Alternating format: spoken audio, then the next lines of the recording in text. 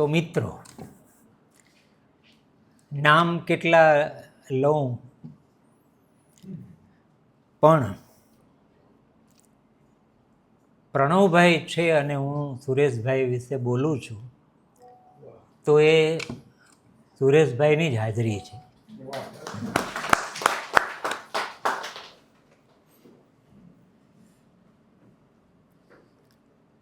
મારું જે વક્તવ્ય છે એ 3 મુદ્દામાં મેં ફ્રેમ કર્યું છે.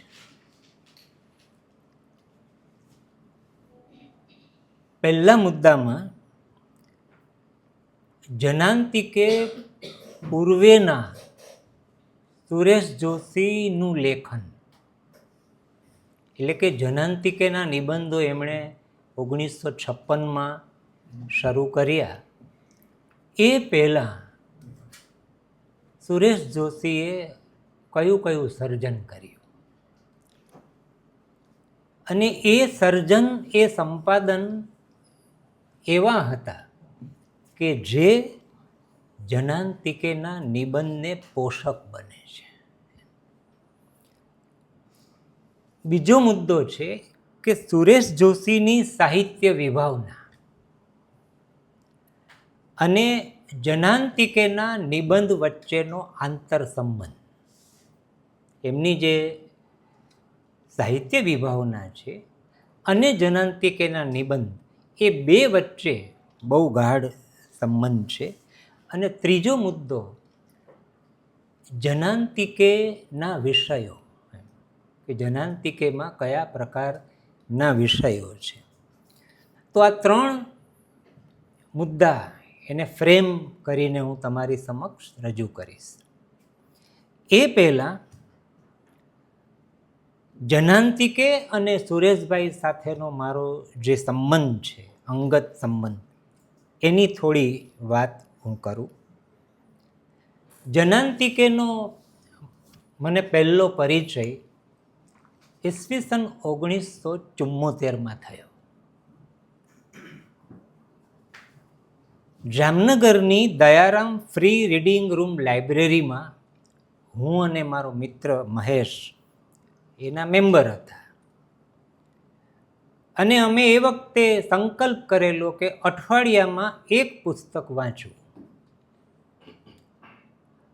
એટલે નિયમિતપણે લાઇબ્રેરીમાં જવું અને બધા કબાટો તપાસવાના, જોવાના અને એમાંથી બધા પુસ્તકો શોધવાના. એમાં એકવાર અમારા હાથમાં જનાંતિકે આવ્યું. પુસ્તક હાથમાં આવ્યું, બંને રીડિંગ રૂમની બહાર ગયા, જોયું. એટલે થયું કે આવું પુસ્તક તો અમે ક્યારેય કોઈ વાંચ્યું નથી. રશિયન નવલકથાઓ વાંચતા હતા, રશિયન શોર્ટ સ્ટોરી, જીન ક્રિસ્તોફ, સ્વામી વિવેકાનંદ, બધું વાંચતા હતા. પણ આ નિબંધોની સૃષ્ટિ કંઈક બહુ અલગ હતી. એટલે અમે બંને નક્કી કર્યું કે આ પુસ્તક પાછું નથી આપવું.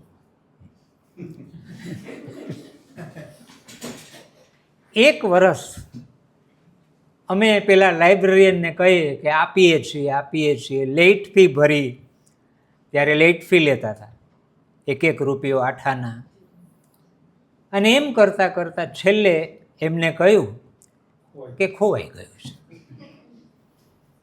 એટલે એમણે કહ્યું કે ખોવાઈ ગયું છે તો હવે તમે લેટ ફી સાથે દંડ ભરો, 5 ગણો એની કિંમત આપો. બધું અમે આપી દીધું, સરસ બાઇન્ડિંગ કરાવ્યું. અને સવારે કોઈ મિત્રએ યાદ કરેલું, રાજેશભાઈએ યાદ કરેલું કે વિદ્યાર્થીઓ પુસ્તકો લઈ જાય છે, એમાંથી 50% પાછા નથી આવતા. એટલે એમણે કારણ આપ્યું એ જ કે હવે સરને શું કામ, બધું ઘણી લીધું. મારું જનાંતિકે પણ એ રીતે ગયું. 1997માં જનાંતિકેની બીજી આવૃત્તિ પ્રકાશિત થઈ. એ પહેલાં એનું પુનર્મુદ્રણ થયું છે. 1969માં એમનું પુનર્મુદ્રણ થયું, પણ એની બીજી આવૃત્તિ જે આવી 1997માં એ મેં ખરીદી, અને આ એ 1997ની આવૃત્તિ છે. આ એનું મુખપૃષ્ઠ છે. અને આ આપણા સુરેશભાઈ, આમ તો તમે જોયા જ હોય, પણ એમ થાય કે ના, આ સભામાં એ પણ ઉપસ્થિત છે. તો એક વાત આ. બીજી વાત એ કે સુરેશભાઈને હું જીવનમાં એક જ વાર મળ્યો છું. 22મી એપ્રિલ 1986ના દિવસે ગુજરાતી વિભાગમાં રાજેશભાઈ જે ટીચર્સની રૂમમાં આજે બેસે છે આજની તારીખે, એ જ ટીચર્સની રૂમમાં મેં સુરેશભાઈને લાંબી ચેરમાં બેઠેલા જીવનમાં પહેલી વાર જોયા. થોડી વાતો થઈ. એમણે કહ્યું, એપ્રિલ હતો, એ પણ વડોદરાનો એપ્રિલ. એમણે કહ્યું કે તમે મારા ઘરે આવો, પણ 4 વાગ્યા પછી આવો, જેથી તમને તાપ ન લાગે. અને એમના ઘરે ગયા. 2-2.25 કલાક વાતો કરી. એ વખતનું એક દૃશ્ય મને બહુ જ યાદ છે. એ બેઠા હતા લાંબા કોચ ઉપર, સદરો પહેરેલો સફેદ રંગનો, અને એ બાંય પર એક કીડી કે એવું કોઈ જીવડું એ ત્યાં ચાલતું હતું. તો મને કુતૂહલ થયું કે હવે સુરેશભાઈ શું કરે છે. એમણે 1 મિનિટ, 2 મિનિટ, 3 મિનિટ એને ચાલવા દીધું. અહીંથી ગયું, આમ ગયું, આમ, અને પછી પેલું એની રીતે જતું રહ્યું. આ એની સંવેદનશીલતા છે. અને ત્રીજી વાત કે મેં જ્યારે મારો શોધ નિબંધ પૂરો કર્યો અને અર્પણ સુરેશભાઈને કર્યું, એમાં મેં લખ્યું કે 22મી એપ્રિલ 1986ના દિવસે હું તમને મળ્યો એ ઐતિહાસિક ઘટનાની સ્મૃતિમાં. અને મારા શોધ નિબંધનું જે શીર્ષક છે, આધુનિક ગુજરાતી ટૂંકી વાર્તામાં ઘટના તત્વનું નિરૂપણ. એટલે ઘટના 2 રીતે આવી. મારા માર્ગદર્શક સુમનભાઈ શાહ, પ્રોફેસર ડૉક્ટર સુમનભાઈ શાહ, અને એમના ગુરુ સુરેશભાઈ. તો ક્યાં ક્યાં કેવી રીતે અનુબંધ થતો હોય. અને ત્રીજી વાત કે સુરેશભાઈ જે ટીચર્સ રૂમમાં બેસતા હતા, એ ટીચર્સની રૂમમાં વર્ષ 2000થી 2013 સુધી હું પણ ત્યાં બેઠો. એના જે વાઇબ્રેશન હતા,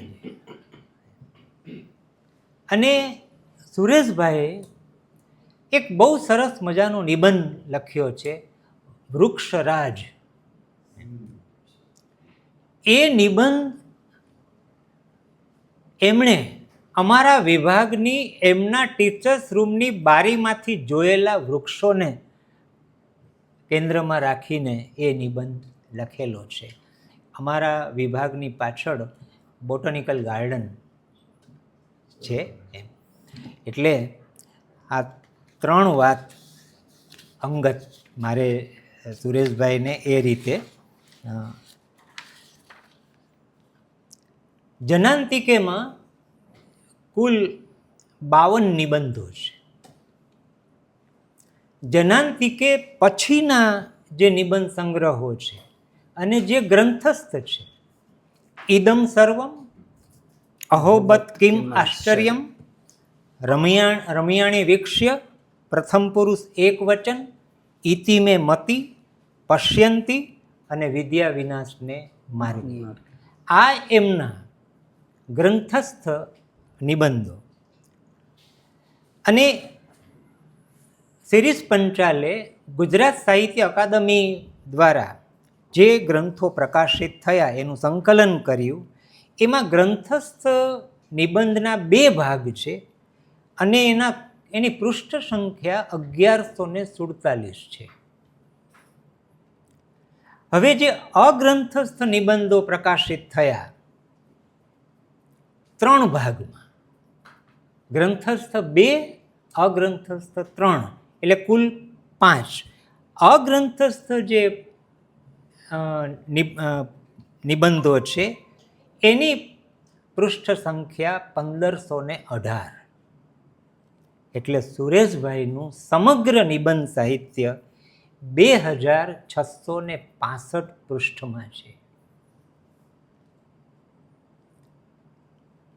આપણે એમ થાય, હમણાં કાંતને આપણે યાદ કરીએ, હમણાં રાજેન્દ્ર શાહ જેવા કવિ પ્રતિભાને યાદ કરીએ, તો સુરેશ જોશી પણ એ શ્રેણીના એક મહાન સર્જક છે.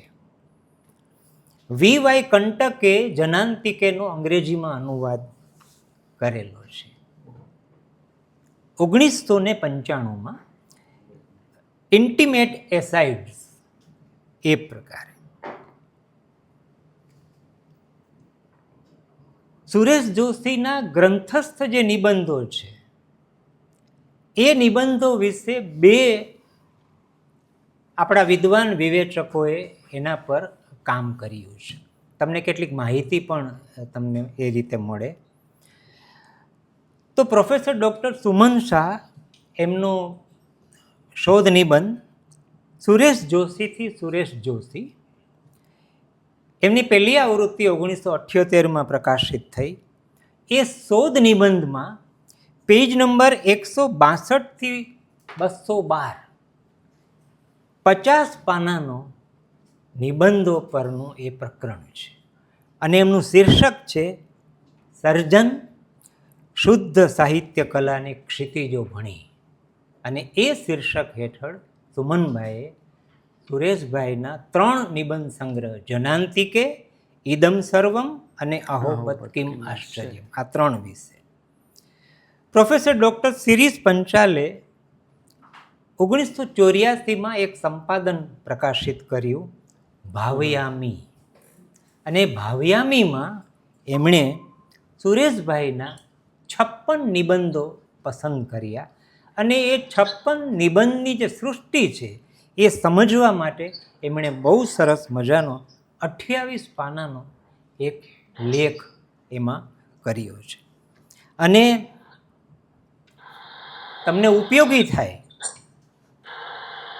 તમને એક જ મિનિટ બંધ કરી દે. હા, એ રેકોર્ડિંગ ચાલુ રાખવાનું છે. એ ચાલુ જ છે.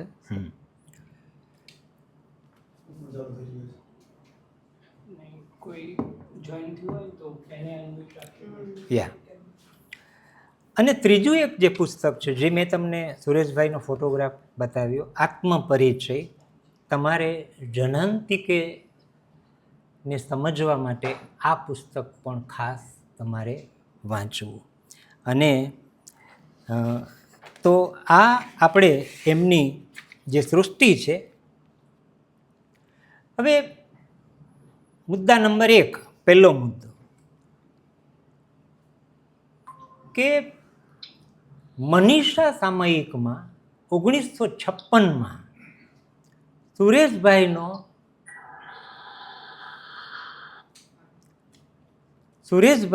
જે નિબંધ પ્રકાશિત થયો મનીષામાં 1956માં, એ જનાંતિકેનો પહેલો નિબંધ. તો 1956 પૂર્વે સુરેશભાઈએ જે કંઈ લખ્યું એને આપણે જો અહીં યાદ કરીએ તો એ સાહિત્ય, એ લેખન અને જનાંતિકે સાથેના એના આપણે અનુબંધ તપાસી શકીએ. ચાલુ છે? મારો ચહેરો નથી દેખાતો. જોઈ લે.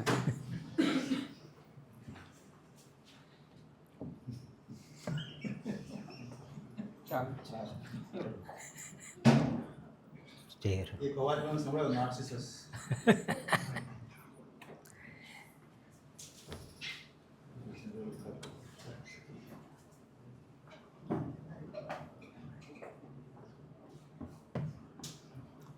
યંત્ર છે ને એટલે આપણને બે યંત્ર. તો આપણે મૂળ વાત ઉપર આવી જઈએ કે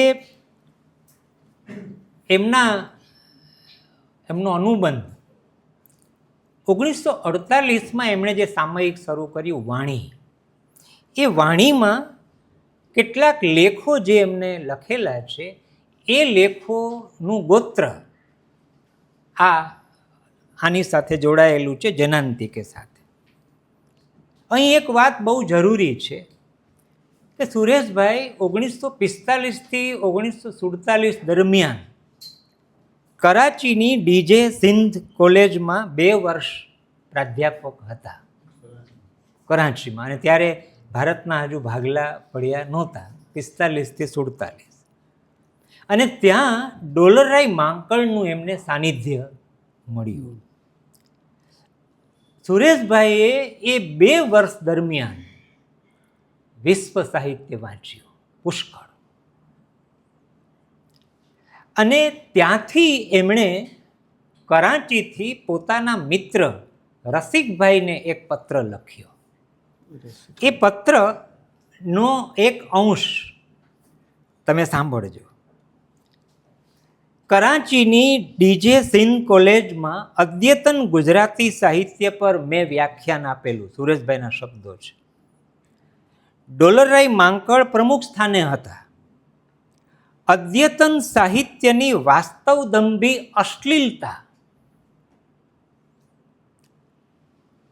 અદ્યતન સાહિત્યની વાસ્તવદંભી અશ્લીલતા, દ્રષ્ટિ વિનાની પ્રયોગખોર વૃત્તિ, વિવેચનની અરાજકતા, સૂક્ષ્મ વ્યાપક ચિંતનનો અભાવ વગેરે વિશે કહી નાખ્યું.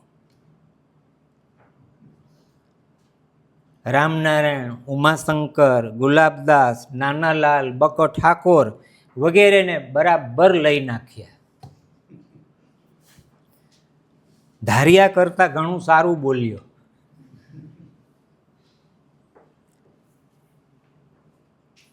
ડોલરાએ મારી પ્રગલ્ભતા વખાણી અને ભવિષ્યની ઉજ્જવળતા વિશે શ્રદ્ધા વ્યક્ત કરી. સાક્ષરોની ખુરશી પર સ્થાન આપ્યું. બીજી ઘણી પ્રશંસા કરી. અને પછી એ કાગળમાં એક અંગ્રેજી વાક્ય લખે છે, I announce myself by this lecture. સુરેશભાઈ જે કંઈ હતા એ પછી જે કંઈ બન્યા એનું એક સંકેત એમના આ પત્રમાંથી આપણને મળે છે. વાણી સામયિકમાં જે લેખો એમણે મૂક્યા, જે અનુવાદો મૂક્યા, એમાં 2 નિબંધો બહુ સમજવા જેવા છે. આપણું વિવેચન અને અર્વાચીન કવિતા. અને વાણીમાં રવિન્દ્ર સ્મૃતિ પર્વ શીર્ષકની રવિન્દ્રનાથની કવિતાનો વાણીનો વિશેષાંક. એટલે તમે જુઓ કે રવિન્દ્રનાથ તરફનો એમનો જે ભાવ છે એ ક્યાં છે? 1948માં. વાણીના અંકો પછી જૂન 1954માં મનીષા સામયિક શરૂ કર્યું.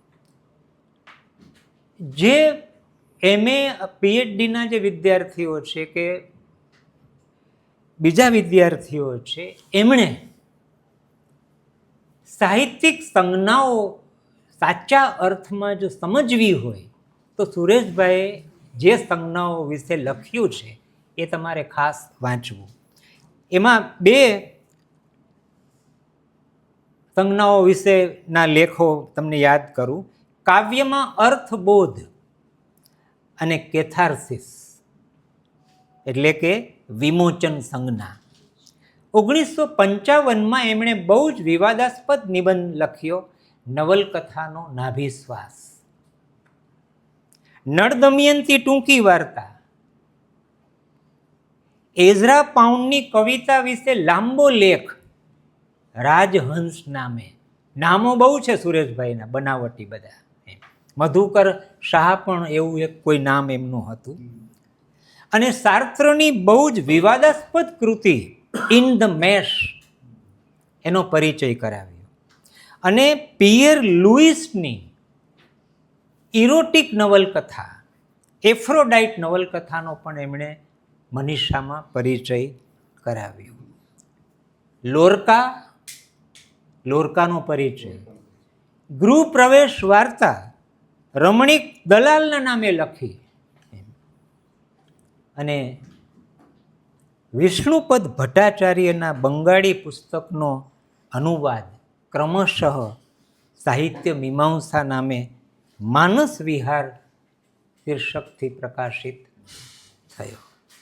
અને 1956 મનીષાના ડિસેમ્બર 1954ના અંકના મુખપૃષ્ઠ પર રાઇનર મારિયા રિલ્કેની નવલકથા, આપણે એને કવિ તરીકે ઓળખીએ છીએ, પણ રાઇનર મારિયાની જે રિલ્કેની નવલકથા જે છે એ નવલકથા તમે એનું શીર્ષક ધ નોટબુક ઓફ મલ્ટે લોરિસ બ્રિગી, આ નામની એમની એક નવલકથા.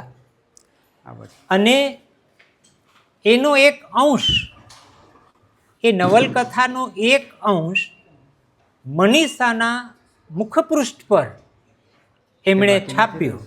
અને એનું શીર્ષક હતું સર્જનની પૂર્વ ભૂમિકા. સર્જન પ્રક્રિયા વિશે આટલો ઉત્તમ નિબંધ આ રિલ્કેને આધારે એમણે કર્યો. તો 56માં જે નિબંધ જનાંતિકેમાં આવે છે એ પૂર્વે સુરેશભાઈનું આ સાહિત્ય સર્જન, વિવેચન, અનુવાદ, પરિચય, તો તમે સમજી શકો કે એમની જે સર્જક ચેતના જે છે એ એક તરફ રવિન્દ્રનાથથી પ્રભાવિત છે અને બીજી બાજુ રિલ્કેના કાવ્યોથી. હવે આ સંદર્ભમાં એક પુસ્તક યાદ કરવું પડે તો સુરેશભાઈએ મુલાકાતમાં કહ્યું છે કે મુંબઈમાં હું ને મારા મિત્ર રસિક શાહ એડવર્ડ સિનેમા પાસે આવેલા ધોબી તળાવ પાસે ફરતા હતા. અને ત્યાં એક ફેરીઓ પુસ્તકો લઈને, આમ તો ચોપડી શબ્દ વાપરેલો છે, હા, ચોપડી લઈને બેઠેલો ફૂટપાથ ઉપર. અને એમણે કહ્યું કે મારી નજર પડી the great wall of China and other stories. એ જે પુસ્તક હતું એ ફ્રાન્સ કાફકાનો વાર્તા સંગ્રહ હતો.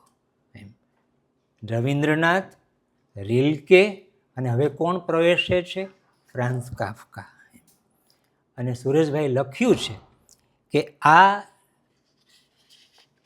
સંગ્રહની વાર્તા વાંચતા લાગ્યું કે જગત આપણે જોયું જ નથી.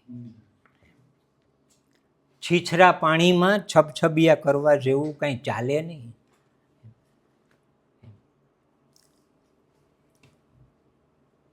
તો આ જનાંતિકેના નિબંધ પૂર્વેની સુરેશ જોશીની પ્રતિભા કે આ પ્રકારનું એમનું. હવે તમે જુઓ કે તમે જ્યારે જનાંતિકેના નિબંધો વાંચો છો અને જો તમે બહુ મોટા ઊંડા અભ્યાસી છો અને જો તમને આ બધી ખબર છે તો તમને એમ જ લાગે કે સુરેશ જોશી જે 44માં હતા એ 56માં છે. એક કવિ સવારે વસંતનું ગીત લખે, બપોરે કંઈક બીજું ગીત લખે અને સાંજે કંઈક બીજું ગીત લખે, એ પ્રકૃતિના એ લેખક નહોતા. અંગ્રેજીમાં એક સંજ્ઞા છે ધ પ્રાઇમ સેન્સિબિલિટી. એટલે કે મૂળભૂત સંવેદનશીલતા.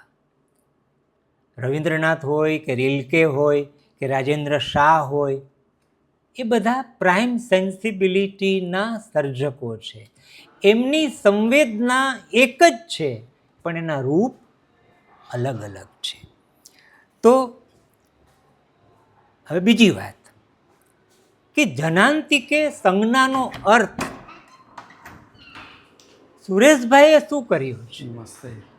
પોતાના સંગ્રહમાં, તો એમણે નોંધ્યું છે, બરાબર સમજજો.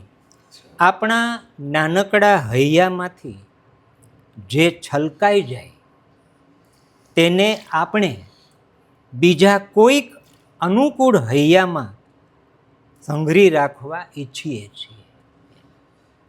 આ બે હૈયા સિવાય ત્રીજું કોઈ એ વાત જાણે નહીં.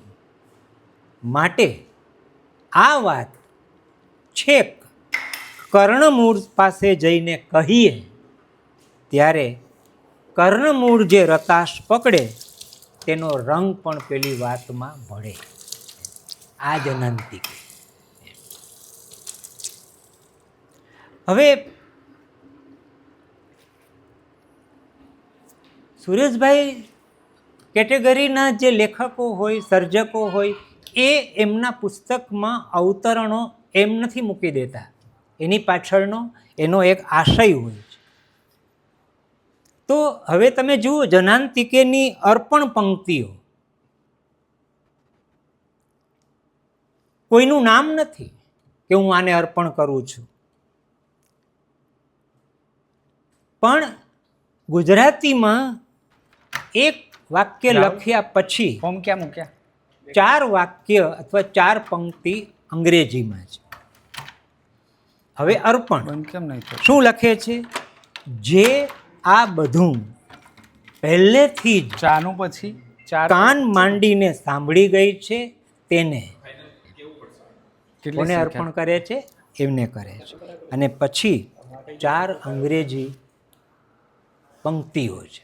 હા, એટલે પણ સુરેશભાઈએ આ પંક્તિઓ ચા ને બિસ્કિટ તો તું બાર કોની છે કે ના કવિ કોણ છે એ એમણે હા, પછી આવજો. નથી બતાવ્યું, પણ મેં શોધી કાઢ્યું. હા, બરાબર. પણ તો અમેરિકન કવયિત્રી એડ્રિયન રીચનું વાર લાગશે, અડધું પૂર્ણ કર. 14 ભાગનું એક કાવ્ય છે.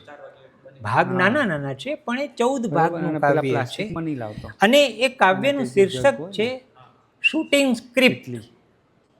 આપશે ને કેટલી? અને કેટલી? એ ચાર- કાવ્યના ચાર- 6થા ભાગમાંથી અને આ મોડી માટે પંક્તિઓ છે ને, સુરેશભાઈ નાની પસંદ છે. કરી છે. અને એનો અર્થ આ પ્રમાણે હમણાં છે. છે, ઉપર બરાબર લઈ. સાંભળજો. જગલી ગઈ. તું એવું તે શું શોધતો હતો કે જે અમારે હંમેશા સપનામાં જોવું પડે? તું એવું તે શું શોધતો હતો કે જે અમારે હંમેશા સપનામાં જોવું પડે અને એ સપનાઓ પાછળ જ ઝૂરીને મરવું પડે? અને તું એવી કઈ બીજી અવસ્થાની વાત આટલા ધીમા અવાજે કરે છે કે અમને યાદ પણ નથી આવતી? તમે જુઓ કે આ પંક્તિઓ એમણે કંઈ સ્વચ્છંદપૂર્વક નથી મૂકી, એણે એનો બરાબર એનો આશય છે. અને બીજું અવતરણ જે છે જનાંતિકેમાં, તમે આમાંથી એ જોઈ શકશો. આ બંને અવતરણ એ 20મી સદીના ગ્રીક કવિ જ્યોર્જ સેફેરિસનું એ અવતરણ છે. અને એમાં સુરેશભાઈએ જ્યોર્જ સેફેરિસનું નામ નીચે મૂકેલું છે. અને એ જે પંક્તિઓ જે છે એ old man on the river bank એ નામની એમની કવિતા છે. હવે તમે જુઓ કે પહેલી 4 પંક્તિઓ અને સેફેરિસનું આ કાવ્ય, એ બંનેને જનાંતિકેની ભાવસૃષ્ટિ સાથે ગાઢ સંબંધ છે. શું કહે છે કાવ્યમાં? જેમ વર્ષો વીતે છે તેમ તમને દોષી ઠેરવનારા ન્યાયાધીશોની સંખ્યા વધતી જાય છે. જેમ વર્ષો વીતે છે અને તમે ઓછું બોલતા થાઓ, જેમ વર્ષો વીતે છે તમે ઓછું બોલતા થાઓ છો, તમે સૂર્યને અલગ નજરે જુઓ છો, તમે જાણો છો કે જેઓ પાછળ રહી ગયા હતા તેઓ તમને છેતરી રહ્યા હતા. શરીરનો ઉન્માદ, પેલી સુંદર સ્ત્રી જેનો અંત નગ્નતામાં આવે છે. જેમ રાત્રે ખાલી હાઈવે પર વળતી વખતે તમને અચાનક કોઈ પ્રાણીની ચમકતી આંખો દેખાય, તમે સૂર્ય તરફ તાકી રહ્યો છો અને પછી તમે અંધકારમાં ખોવાઈ જાઓ છો. તો સેફેરિસ્ટની સંવેદનશીલતા અને એમાં ધબકતી એકલતા, એને કોની સાથે સંબંધ છે? એને સંબંધ છે જનાંતિકેના નિબંધો સાથે. અહીં સુધી આવવું પડે. જનાંતિકેમાં જવું હોય તો તમારે અહીં સુધી આવવું પડે. હવે જનાંતિકેના નિબંધો જે છે એની ભાષાનું સ્વરૂપ કેવું છે? કોઈ તમને પૂછે કે ભાઈ એમની ભાષાનું સ્વરૂપ કેવું છે, તો કલ્પન, અલંકાર, રૂપકાત્મક એટલે કે મેટાફોરિકલ અને કપોળકલ્પિતની પ્રયુક્તિઓ દ્વારા નિબંધો લખ્યા છે. તમે કોઈ પણ નિબંધ વાંચો તો તમને ત્યાં કલ્પનની પ્રયુક્તિ જોવા મળશે, તમને ઉત્પ્રેક્ષા, ઉપમા, અલંકાર મળશે, તમને મેટાફોરિકલ એમ કે ખૂણામાં અંધકાર ટૂંટિયું વાળીને પડેલો હતો એમ આ પ્રકારના વાક્યો તમને મળે. અને ફેન્ટસી તો કેટલી બધી છે, એટલી બધી ફેન્ટસી છે, જેમ કે મધુમાલતીનું દુઃસ્વપ્ન. તો અને આ પ્રકારની એમની જે પ્રયુક્તિઓ છે, કલ્પન કે રૂપકાત્મક, એમની પાછળ એ પાયામાં એમની સાહિત્ય મીમાંસા છે. સાહિત્ય મીમાંસાની સાથે એમની ફિનોમિનોલોજીની દાર્શનિક પીઠિકા પણ છે. આ જે કંઈ નિબંધો લખે છે આ છે. અને સાહિત્ય વિવેચનનો રૂપરચનાવાદી અભિગમ અથવા તો રૂપ નિર્મિતિ કે શુદ્ધ કલાનો વિભાવ, આ એમના નિબંધ પાછળની એમની ભૂમિકા છે.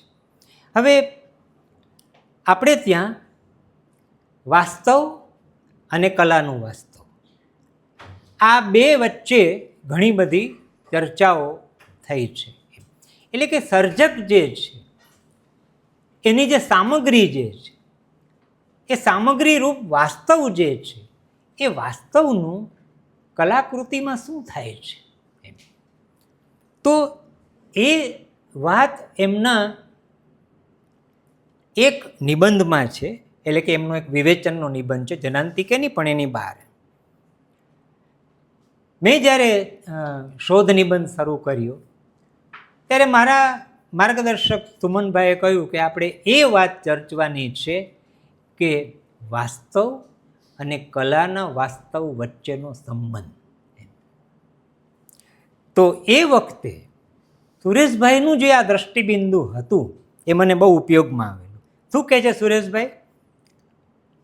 કલા વાસ્તવિકતાને એને એ રૂપે રજૂ કરતી નથી, કેટલીક વાર એનું વક્રીકરણ કરે છે. Acharya કુંતક, વક્રોક્તિ, Russian ફોર્માલિઝમ, deviation theory, Bhayani સાહેબનો આર્ટિકલ વ્યવહાર ભાષા, કાવ્ય ભાષા, એના પ્રમાણને વ્યસ્ત કરી નાખે છે, એના ઘટક અંશોના ક્રમ પલટાવી નાખે છે. સામાન્ય માણસ જેને સાચું કહે છે, વાસ્તવિક કહે છે, તે કલાનું વાસ્તવિક રહેતું નથી. આપણે સરસ્વતી ચંદ્ર વાંચીએ, માનવીની ભવાઈ વાંચીએ, પૂર્વાલાપના કાવ્યો વાંચીએ કે પછી રાજેન્દ્ર શાહના કાવ્યો, એક બધી જ કૃતિઓ વાસ્તવનું અનુકરણ કે નકલ નથી. એમ આમ છતાં આ વાસ્તવિકતાના પુનર્નિર્માણથી આપણને વસ્તુઓના અને અનુભૂતિઓના યથાર્થતાની ઉત્કટ પ્રતીતિ થાય છે. કોઈ દિવસ આપણે વ્યવહાર જીવનમાં કુમુદ જોઈ? વ્યવહાર જીવનમાં આપણે વ્યવહાર જીવનમાં ક્યારેય આવો રાજુ ને કાળુના પાત્રો જોયા? એ એમની સર્જકતાથી સર્જાયેલા પાત્રો છે અને એટલે જ આપણને એ પાત્રો આપણા લાગે છે. સામાન્ય માણસ વાસ્તવિકતા કહે છે તે તો જાણે યથાર્થતાને ઢાંકતું એક આવરણ જ હતું. આ એની ફિલોસોફી.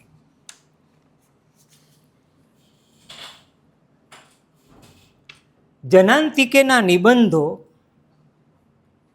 અને દરેક નિબંધની રચના કળા તમારે અનુભવવા માટે સુરેશભાઈની જ બે સંવેદના યાદ રાખવી.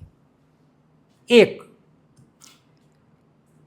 ઉપનિષદમાં પણ કહ્યું છે કે મોટામાં મોટું પાપ જે છે એ બ્રહ્મ સંકોચનું પાપ છે. તમે તમારી ચેતનાને સંકોચી દો એ પાપ છે.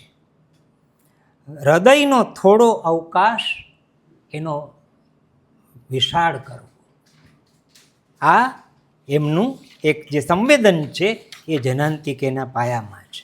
અને બીજું સંવેદન જે જનાંતિકેના 52 નિબંધોમાંથી તમને અલગ અલગ રીતે અનુભવવા મળે. શું કહે છે? એકાંતની ઓરમાં વીંટળાઈને જ જન્મ્યો છું. નિશબ્દતાને ગળથૂથીમાંથી પામ્યો છું.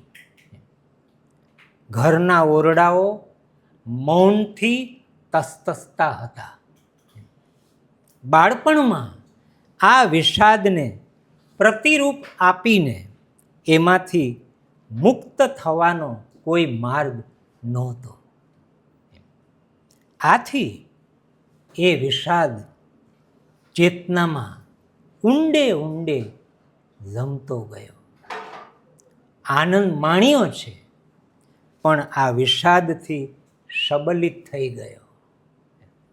આ જનાંતિકેના નિબંધ સૃષ્ટિ. અને જનાંતિકેના નિબંધની સૃષ્ટિને ઘડવામાં જે બે તત્વોએ બહુ મોટો પોતાનો એમાં જે ભાગ ભજવ્યો છે એ બે સંજ્ઞા અંગ્રેજીમાં છે, હાર્ટ સ્પેસ અને કોસ્મિક ડિસ્પેર. તમે જનાંતિકેના નિબંધો વાંચો તો તમને કોઈ વ્યક્તિગત જીવનના વિષાદની અનુભૂતિ નહીં થાય, પણ એ કોસ્મિક છે, એ વૈશ્વિક છે. નિબંધોની સૃષ્ટિ સુરેશભાઈની વિશાળ સર્જક ચેતનામાં ઓગળી ગયેલી વૈશ્વિક વિષાદની અનુભૂતિમાંથી નિર્માણ પામી છે. નિબંધના શબ્દો અને વાક્યો જેટલા પ્રાતિભાષિક છે એટલા જ કપોલકલ્પિત અને પરાવાસ્તવિક છે.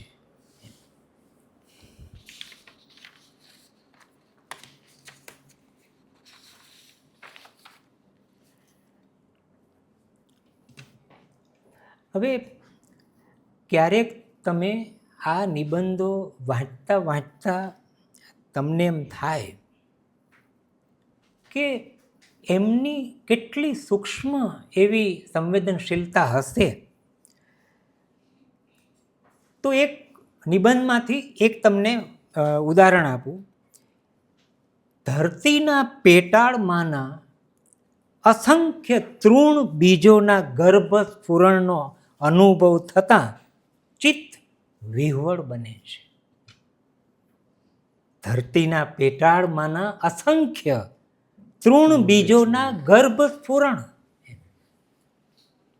વરસાદ પડ્યો હોય અને ધરતીના પેટાળમાં પેલા તૃણ બીજો બહાર આવવા માટે જે એના સ્ફુરણનો જે અવાજ જે છે એ કોણ સાંભળે છે? આ સર્જક સાંભળે છે. બીજી એક વાત કે બાલ્ય વયનું એ નવજાત દુઃખ આ બધા વર્ષો દરમિયાન મારાથી અગોચરે ઉછરતું રહ્યું. એ પડછાયાઓ બાલ્ય વયના દુઃખનો પડછાયો દીવાની ઝાડથી કાળી બની ગયેલી ચીમની, ઊંઘના ભારથી લચી પડેલી પાંપણોને સ્થિર થવા આવેલા નિદ્રાના જળને ડોળી મૂકતા અકારણ હિબકા. બાળપણ કેવું છે?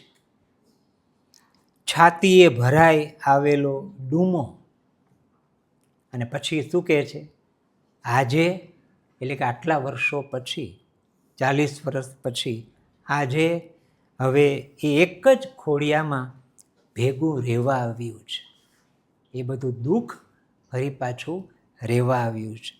રાતભર 100 છિદ્રોમાંથી ઉઘાડા પડી જતા એના વ્રણને ઢાંકવા એ અંધકારના થીગડા માર્યા કરે છે.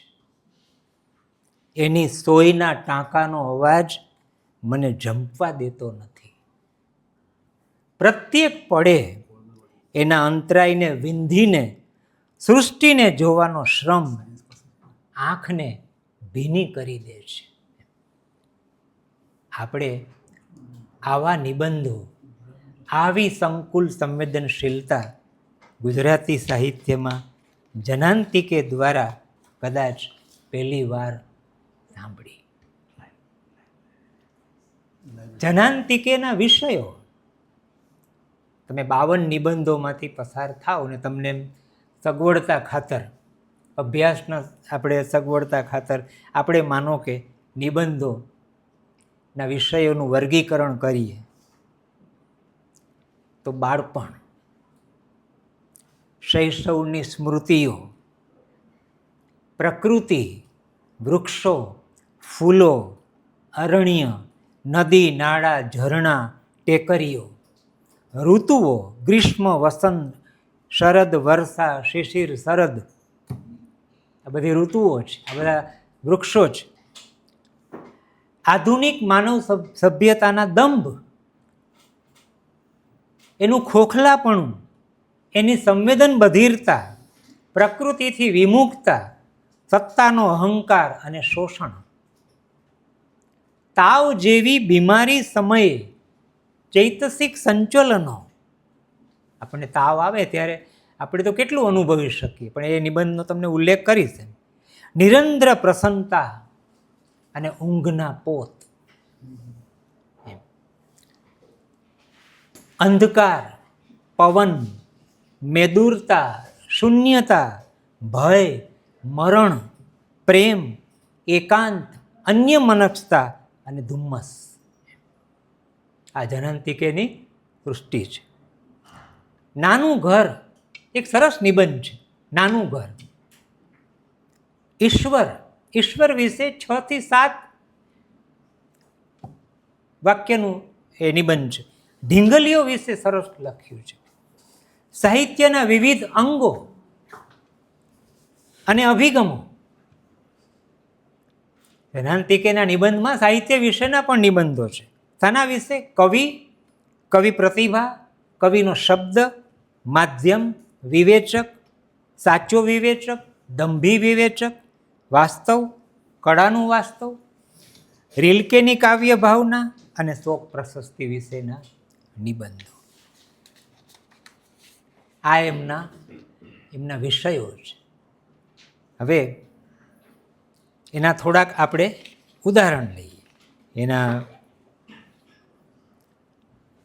બાળપણની સ્મૃતિ વિશેના શરૂઆતમાં જ 2 સરસ મજાના નિબંધો છે. એમાંથી એક અંશ તમને સંભળાવું. એક સાથે આવેલા 3 મરણના આઘાતથી મૂક થઈ ગયેલા દાદા અને બહેરા મૂંગા ફૈબા, આ એના ઘરનું વાતાવરણ હતું. આ 2 મૌનની વચ્ચે મારા બાળપણનું ઝરણું વહ્યું. એના પર પેલા શોકની ઘેરી છાયા પડી ગઈ. બીજો નિબંધ જે છે જનાંતિકેનો, એમાં છે પોતાના વતનની વાત, પણ એમણે વાત કરી છે વનવાસીની. અને નિબંધનું શીર્ષક છે વાલ્મીકીના વારસદાર. સોનગઢનો આદિવાસી, વનવાસીઓનું ચિત્ર કેવું છે? ધોળા પર કાળો ડાઘ પાડનારા આપણે, ધોળા પર કાળો ડાઘ પાડનારા આપણે એમને જંગલી ગણીને સુધારવા જઈએ, પણ એમનામાં જે લુપ્તે હયાત, એવો ઉર્દુ શબ્દ વાપરે, પણ એમનામાં જે લુપ્તે હયાત એટલે કે જીવનનો જે આનંદ છે તેના કેટલા ટકા આપણી પાસે છે? ઋતુઓ, તો બધી ઋતુઓ વિશે એટલા સરસ નિબંધો છે. એમાંથી એક ઋતુ, વર્ષા ઋતુ વિશેનું તમને એક ઉદાહરણ આપું. રાતે એક ધારો વરસાદ ટપકે છે. આપણે એમ થાય કે આ જે પ્રકૃતિની જે સૃષ્ટિ છે, એ સૃષ્ટિને આ સર્જક કેવી વિશિષ્ટ રીતે અનુભવે છે. રાતે એક ધારો વરસાદ ટપકે છે, પડે છે નહીં, ટપકે છે. હવે એ ટપકે છે એટલે કેવી રીતે ટપકે છે? પૃથ્વી ટચુકડી બાળા હતી,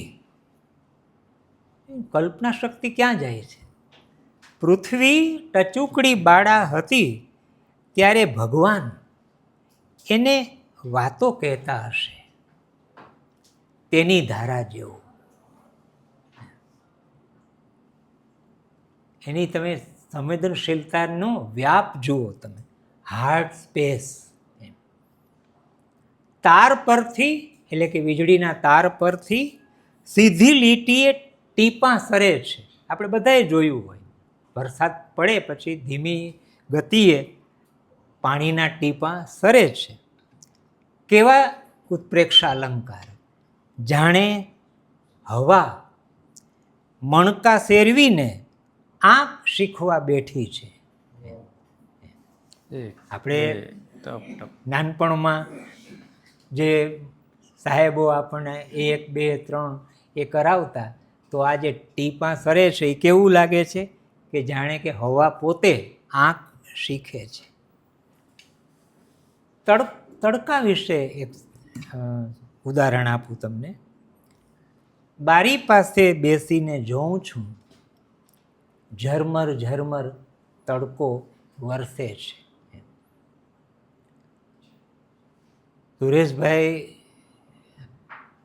પોતાની આખી સૃષ્ટિ એ બારીમાંથી જ જોઈ છે.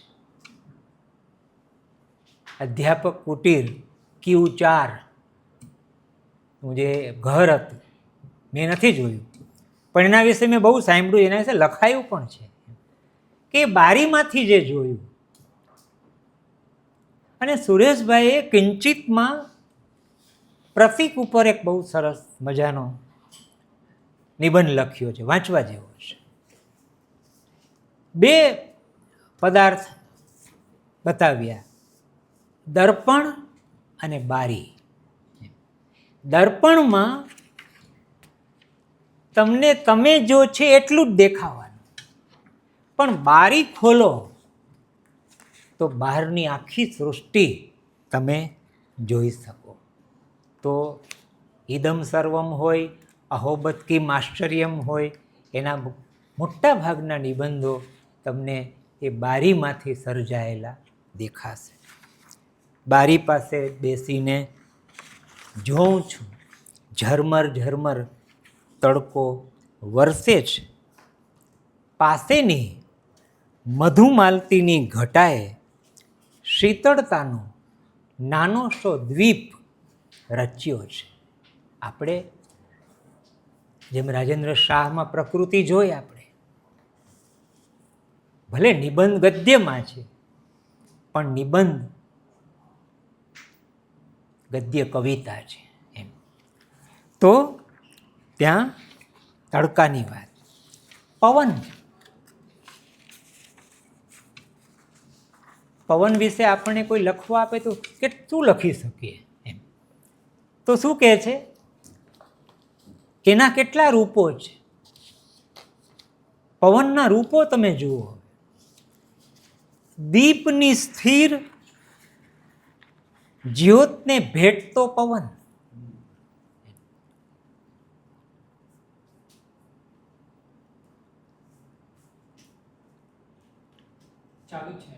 મન નથી દેખાતું. ઓકે. દીપની સ્થિર જ્યોતને ભેટતો પવન, લજ્જાળ યુવતીના પાલવમાં જઈને એને સઢમાં ફેરવી નાખતો પવન, સુકાયેલા પાંદડા વચ્ચેથી સાપની જેમ સરર સરી જતો પવન. આ તો તમને એમાંથી કેટલાક ઉદાહરણો જ આપું છું, પણ તમે આખી સૃષ્ટિ અનુભવો તો તમને જુદું જ લાગે. ભય, મરણ, વિષાદ, એટલા બધા નિબંધો છે. એમાંથી એક ઉદાહરણ ભય. પવન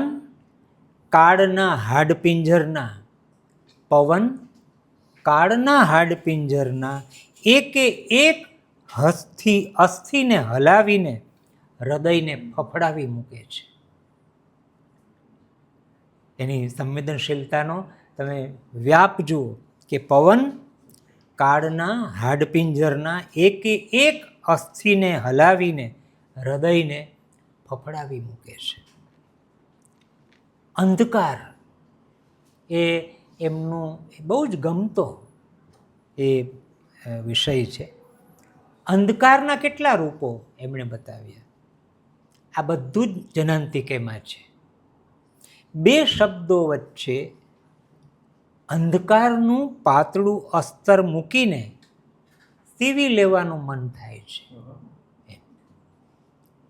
બે શબ્દો વચ્ચે અંધકારનું પાતળું અસ્તર મૂકીને સીવી લેવાનું મન થાય છે.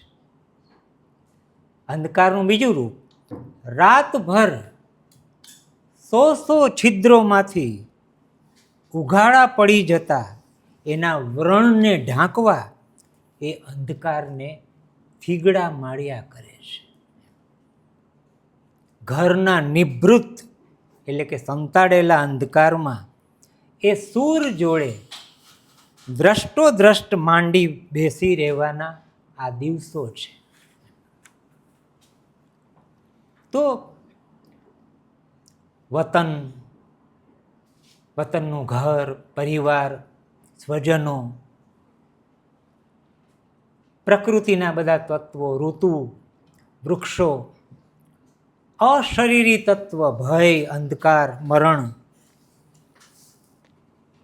આપણી જે આધુનિક માનવ સભ્યતા જે છે એમાં જે દંભ છે, એનું જે ખોખલાપણું છે, એમાં જે સંવેદન બધિરતા છે, એમાં જે સત્તાનો અહંકાર છે, એના વિશેના પણ એમણે નિબંધો લખ્યા છે. એમાં એક બહુ સરસ નિબંધ છે, ક્રોમિયમ પ્લેટેડ. સુરેશભાઈનો આ પ્રકારના નિબંધમાં એમનો અવાજ બદલી જશે. ક્રોમિયમ પ્લેટેડ સૌજન્યનો ચળકાટ નથી સહેવાતો. એવા સજ્જનોના શબ્દે શબ્દ એન્ટિસેપ્ટિક ડિસઇન્ફેક્ટન્ટની ગંધ આવે છે. આપણને ઘણીવાર આવા શબ્દો આપણે સાંભળ્યા હોય કે જેમાં કોઈ જ લાગણી ન હોય, કોઈ સંવેદના ન હોય, માત્ર ત્યાં શબ્દોનો ખખડાટ હોય. તો આ પ્રકારનું જે ખોખલાપણું છે આધુનિક મનુષ્યનું, એ એમણે બતાવ્યું.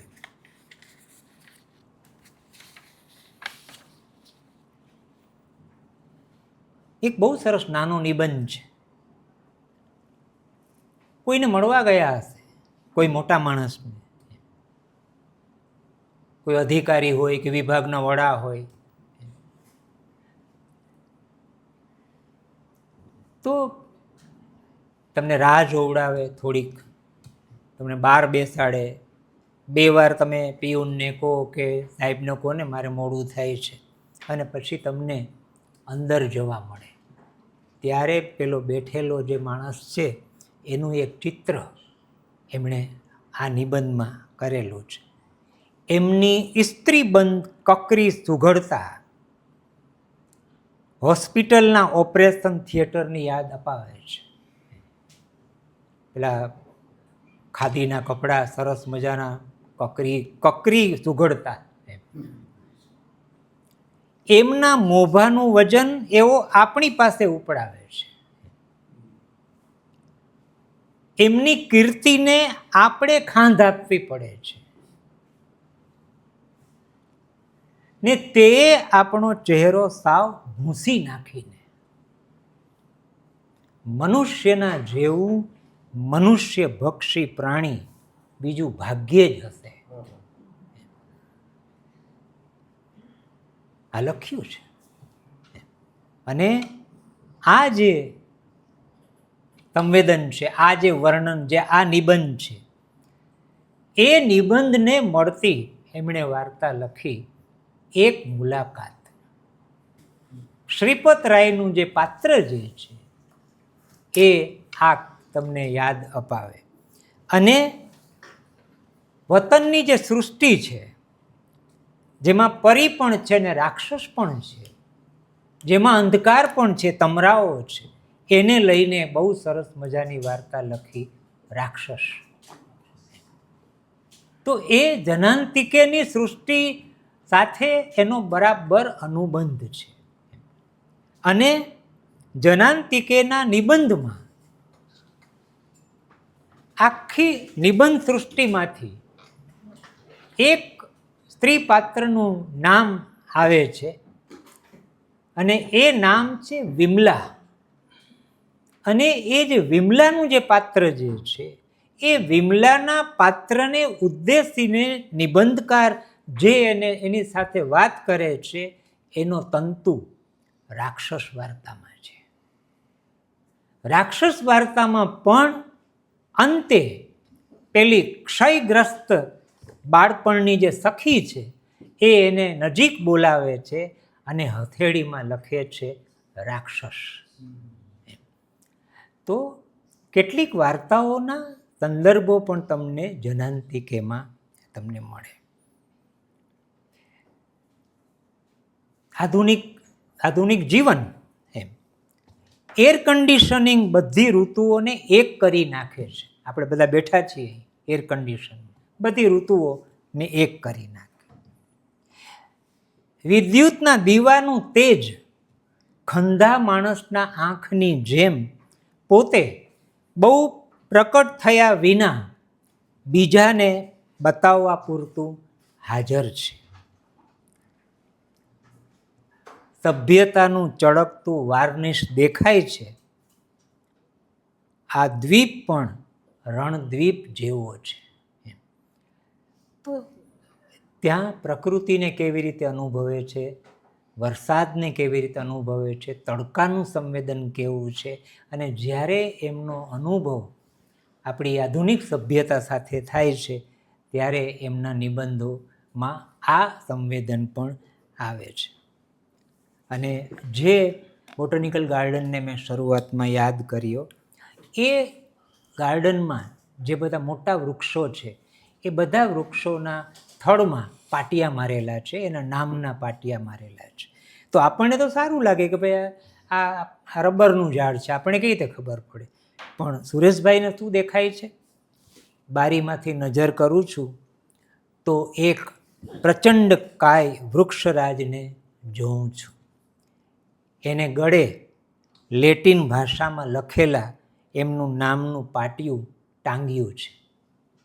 એ જોઈને નંબરવાળો ડગલો પહેરતા જેલનો કેદી મને યાદ આવે છે કે આ કોણ છે? જેલનો કેદી. આપણે તો એમ થાય કે આ કેટલું સરસ નામ લખ્યું, રબરનું ઝાડ. પણ એમ આમને નથી એ મંજૂર કે તમે શું કહે છે પ્રકૃતિને તમે આવું નામ ના આપો એમ. હવે તાવની અનુભૂતિ. તાવ આવે છે, આપણો બધાનો પણ ક્યારેક આવો અનુભવ હોય. તાવ આવે છે ત્યારે ભૂતકાળના બધા તાવનું ધણ જ્યારે શરીરમાં ભેગું થાય છે. તાવ આવતાની સાથે જ આપણે ચારે બાજુની સાધારણ દુનિયાથી સહેજ જુદા પડી જઈએ છીએ. નહીં બોલવાનો અડગ નિશ્ચય કરીને ભંડકિયામાં ભંડારી રાખેલી કેટલી વાત તુવેરની કરાઠીની જેમ સળગી જઈને એકાએક ભડકો થઈ ઉઠે છે. આ તાવની અનુભૂતિ. એમ નાનું ઘર હોય, નિબંધ સરસ છે. નાનું ઘર હોવાના અનેક ફાયદા છે. એ ઘનિષ્ઠતાને અનિવાર્ય બનાવી મૂકે છે. નાનું ઘર હોય તો બધા ભેગા જ થવાના, એક રૂમ રસોડું હોય તો બધા ક્યાં જવાના? એમ 8 સ્વજનો રહેતા હોય પણ એક રૂમ રસોડું હોય તો બધા નજીક લાગે એમ. પણ એ ઘરમાં શું થાય? સાંજ પડે ને અંધકારથી ઘરની શીરાઓ ફૂલવા માંડે.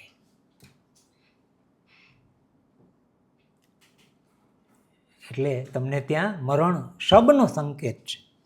વસ્તુઓના આકારને જાણે સોજા ચડે છે. વિદ્યુતની શલાકાથી નસ્તર મૂકીને અસલ રૂપ પાછું લાવીએ તોય રાતે ઘર બીજું જ રૂપ ધારણ કરે. તો નાના ઘરમાં રાત્રિના અંધકારમાં અનુભવેલું આ ઘર. સાહિત્યના વિવિધ અભિગમો અને વિવિધ અંગો વિશેના પણ નિબંધો અહીં છે.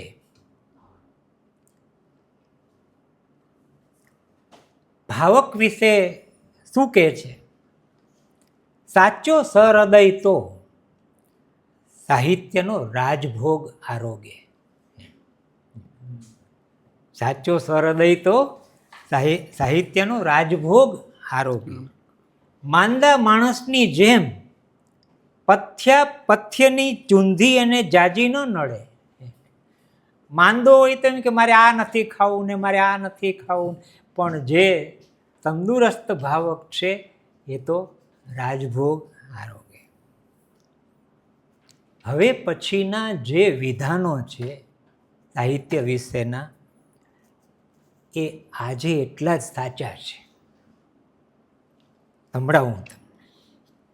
સાહિત્યના ઇતિહાસને આ તબક્કે એમણે જ્યારે લખ્યું હોય ત્યારે 58માં લખ્યું હોય, 60માં લખ્યું હોય, છેલ્લો નિબંધ 1963માં છે.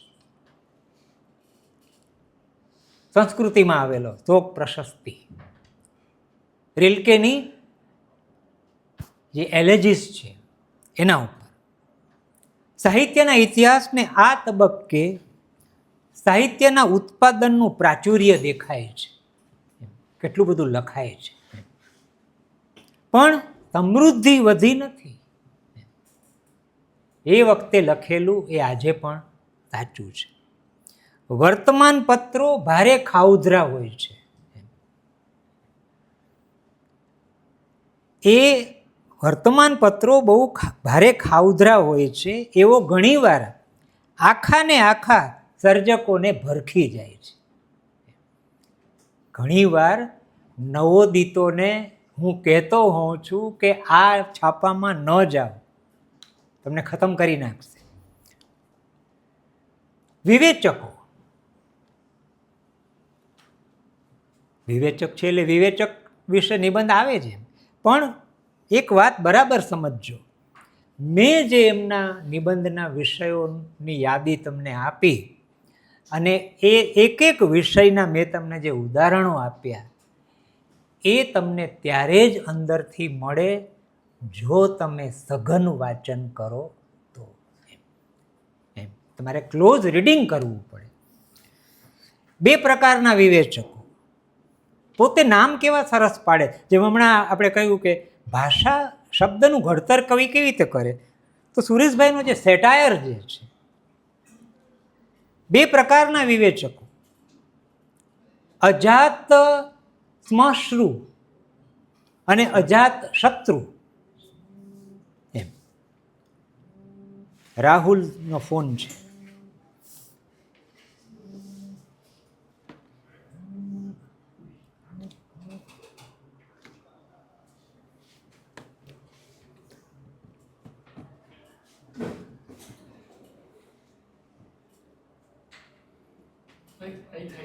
ચાલુ છે.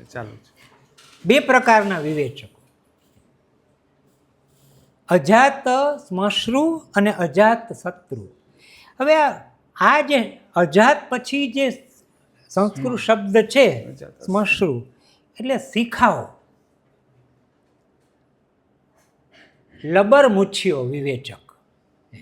હજી દાઢી મૂછ થોડાક ઉયગા હોય અને એ જે લખે એના માટે સંજ્ઞા એમણે આ બતાવી. હવે આ જે લબર મૂછ્યો છે એ શું કરે, એમનામાં સાહિત્ય સૂઝ પૂરી ખીલી હોતી નથી, પણ સાહિત્ય સૂઝના આ અભાવને બરાબર સમજો. અત્યારે આ પ્રકારના વિવેચકોનો એક મોટો વર્ગ ઊભો થયો છે ગુજરાતી સાહિત્યમાં, ચેતવા જેવું છે. એમનામાં સાહિત્ય સૂઝ પૂરી ખીલી હોતી નથી, પણ સાહિત્ય સૂઝના આ અભાવને એ નિર્ભીકતા અને ધૃષ્ટતાની હદે જતી પ્રગલ્ભતાથી પૂરી દે છે. અને બીજું વિવેચક, અજાત શત્રુ વિવેચક, બરડ થવાની હદે પહોંચે એટલો પાકો બની ગયો છે. જે આ જે વિવેચક છે અજાત શત્રુ, જેના કોઈ શત્રુ જ નથી, કે કેટલાક વિવેચકો બહુ નસીબદાર હોય છે કે એના કોઈ શત્રુ જ ના હોય એમ. તો પણ એ એટલા અજાત શત્રુ શા માટે છે કે એટલો બરડ થઈ ગયો છે.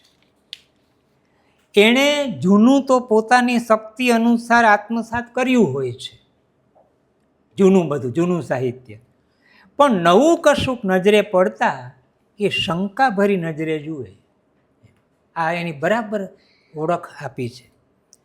અજાત શ્મશ્રુ વિવેચકોની શૈલીઓ કેવી હોય છે, જે લબરમૂછિયા જે વિવેચકો છે એની શૈલી કેવી છે, કોણીમાર શૈલીઓ.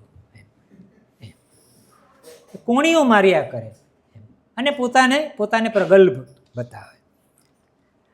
શું કે ખસો, અમે આવી રહ્યા છીએ એમ કહીને આક્રમણ લાવે છે. એમને, હવે પછીનું વાક્ય બહુ સરસ, એમને કોઈની સ્થપાયેલી પ્રતિષ્ઠાના મૂળિયા હચમચાવી જોવાની મજા પડે છે. આ લબરમૂછ્યો વિવેચક છે, પણ કેટલો ભયાનક છે. ચેતવું, સુરેશભાઈનું વાક્ય નથી, હું બોલું છું, ચેતવું. એમણે એ ટોનમાં ધ્વનિમાં તો કહ્યું છે કે તમે ચેતજો આ બધાથી, ન અજાત શત્રુ જોડે ભેગા થવું, ન આવા લબરમૂછ્યાઓ. સાચું વિવેચન કોને કહેવાય? સાચું વિવેચન શૈલી સુખ માણવા લખાતું નથી, સત્યની સેવા કરવા લખાય છે. સાચું વિવેચન કોને માટે લખાય છે? સત્યની સેવા કરવા. એ કટાક્ષના બાણથી ખેલવાનું સમરાંગણ નથી. સાહિત્યના સ્વાધ્યાય અને પરીક્ષણનું પવિત્ર કાર્ય છે. આજના સર્જકો માટે, આજના કવિઓ માટેનું વાક્ય એમના નિબંધમાંથી, આજે લખેલું શાય સુકાય તે પહેલાં તો છપાઈને ફોટા સાથે પ્રગટ થઈ જાય છે. હજી તો લખાયાની સહાય પણ ન સુકાઈ હોય અને ફોટા સાથે પ્રગટ થઈ જાય. ફેસબુક એમના જમાનામાં નહોતું, પણ એમને ખબર હતી કે લોકો આમ કરે છે. યશ સસ્તો થઈ ગયો છે. આપણે કેટલી બધી લાઇક્સ મળે છે, ઢગલા બંધ. આપણે એમ થાય આપણે કેટલા મહાન છીએ, પણ એ યશ સસ્તો થઈ ગયો છે. હવે નવીન સર્જકો, તમને એમ થવું જોઈએ કે આટલું સાંભળ્યા પછી જનાંતિકે એકવાર તો વાંચવું જ જોઈએ આપણે. એમ નવીન સર્જકોની મોટાભાગની શક્તિ પરંપરાનો ભાર ઝીલવામાં. નવા સર્જકો આવે તો એને શું કરવું પડે છે? એમની મોટાભાગની શક્તિ પરંપરાનો ભાર ઝીલવામાં, સમકાલીન કાલ જ્યેષ્ઠોને માનની ખંડણી ભરવામાં. કેટલું સાચું લખ્યું છે.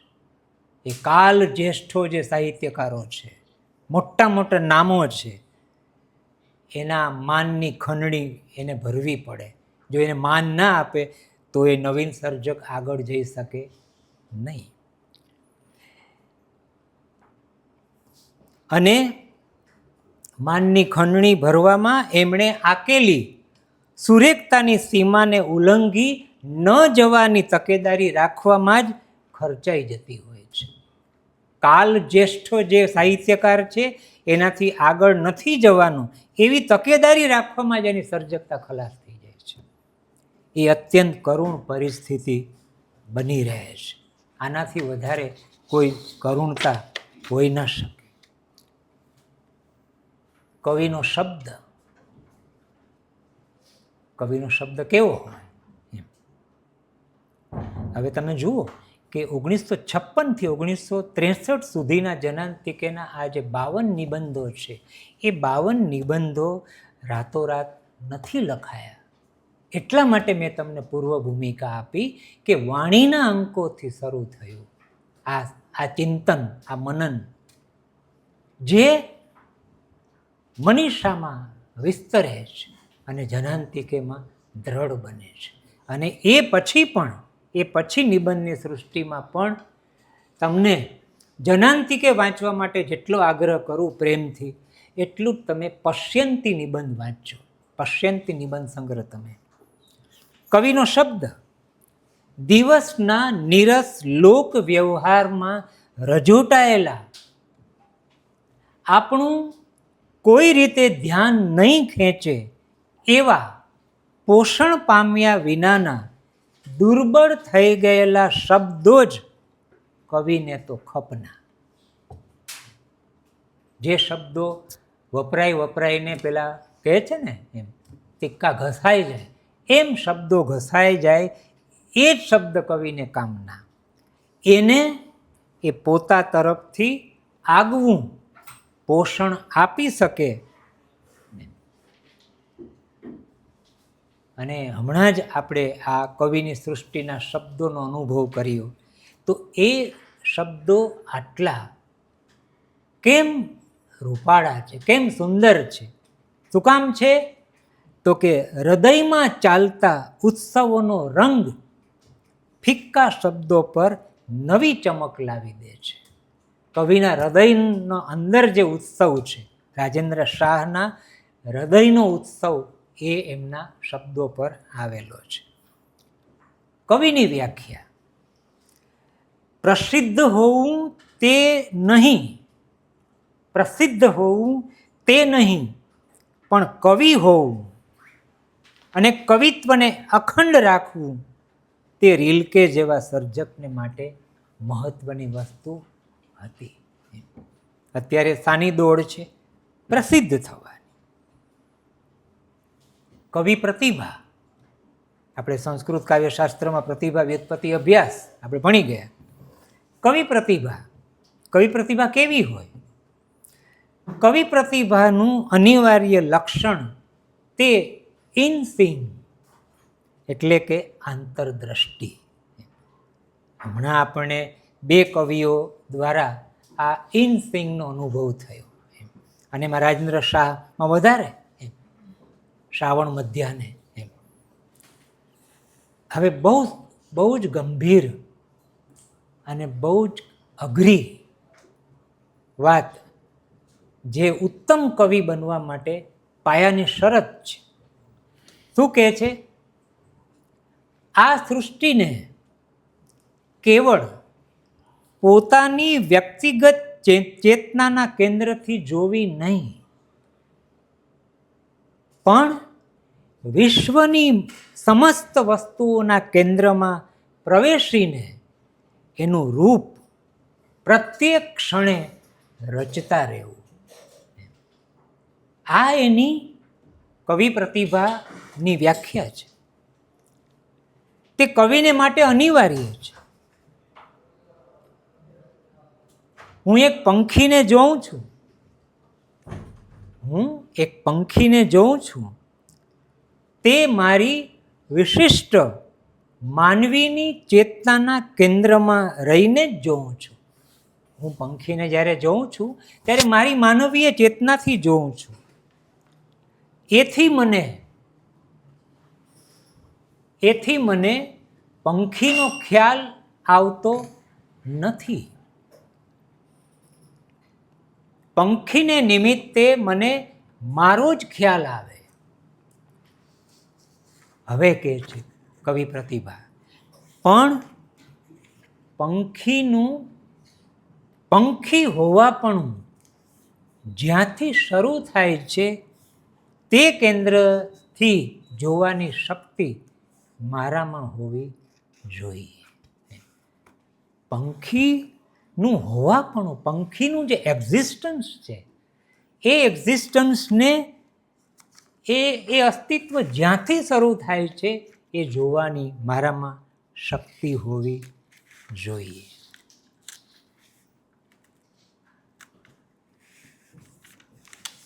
છેલ્લી 2 વાત, કારણ કે 1-1.25 કલાકમાં જનાંતિકેને બાંધીને આપી દેવું,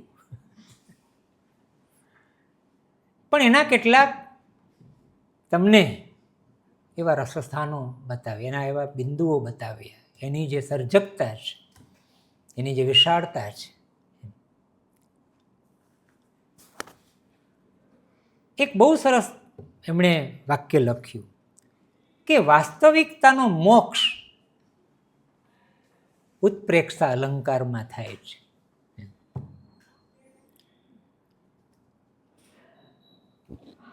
જેટલા ઉત્પ્રેક્ષા અલંકાર તમે જુઓ તો ત્યાં વાસ્તવિકતાનો તમને નકાર જોવા મળશે. કવિએ પોતાના શબ્દોને જુદા જુદા વાતાવરણમાં એ ભિન્ન ભિન્ન સ્થળે દેશાટન કરવા મોકલી આપવા જોઈએ. આથી એ શબ્દો પુષ્ટ થઈને આવે.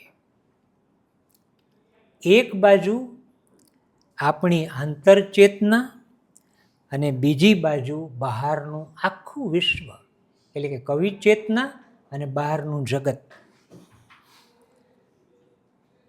આપણી ચેતનામાં એ બાહ્ય વિશ્વને જેટલું આત્મસાત કરી શકીએ,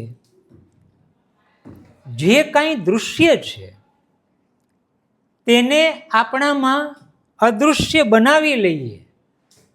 દૃશ્ય છે એને તમારે ઇનવિઝિબલ બનાવવાનું છે, તેટલે અંશે વિશ્વ સાથે આપણે અભિન્નતા સિદ્ધ કરી શકીએ.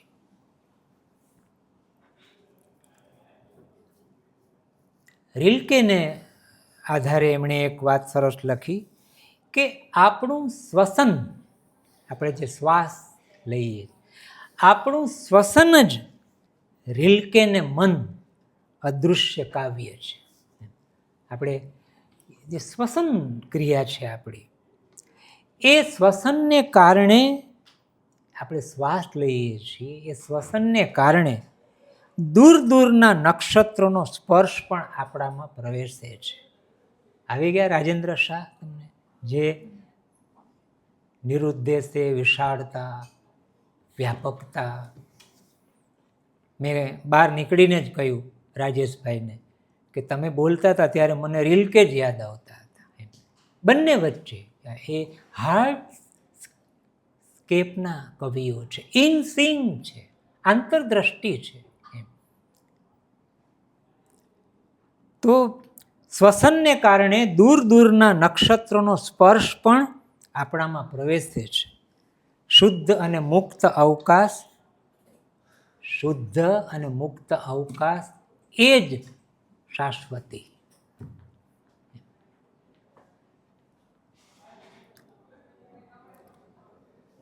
હવે ક્ષણ વિશે સર્જન સંદર્ભે એમણે કહ્યું છે કે દરેક ક્ષણ, એવરી મોમેન્ટ પોતપોતાનામાં પર્યાપ્ત થઈને રહે તો સંઘર્ષ નથી.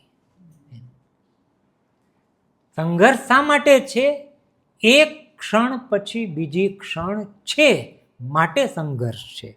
દરેક ક્ષણ પોતપોતાનામાં પર્યાપ્ત થઈને રહે તો સંઘર્ષ નહીં રહે, પણ એની પછી બીજી ક્ષણ આવે છે અને સંઘર્ષ ઊભો કરે છે. એટલે ક્ષણમાં હોવું અને ક્ષણભંગુરતા.